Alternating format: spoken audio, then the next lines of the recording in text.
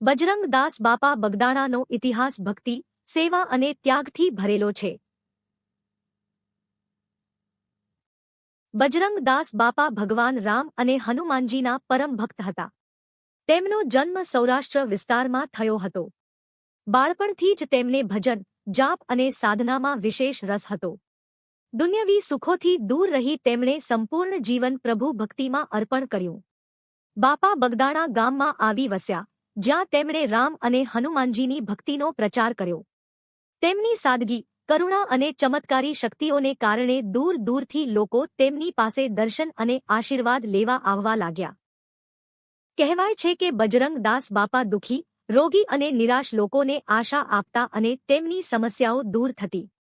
બાપાએ કોઈ ભેદભાવ રાખ્યો નહીં. ગરીબ, અમીર, જાતિધર્મ વગર સૌને પ્રેમ અને સહારો આપ્યો. તેમણે લંગર, સેવા અને સત્સંગ દ્વારા સમાજમાં માનવતા અને ભક્તિનો સંદેશ આપ્યો. બજરંગદાસ બાપાના સમાધિ સ્થાને આજે બગદાણા ધામ તરીકે પ્રસિદ્ધ મંદિર આવેલું છે. આજે હજારો ભક્તો ત્યાં જઈ શ્રદ્ધાપૂર્વક બાપાને યાદ કરે છે. બજરંગદાસ બાપાનું જીવન આપણને સત્ય, ભક્તિ અને નિષ્કામ સેવાનો માર્ગ બતાવે છે.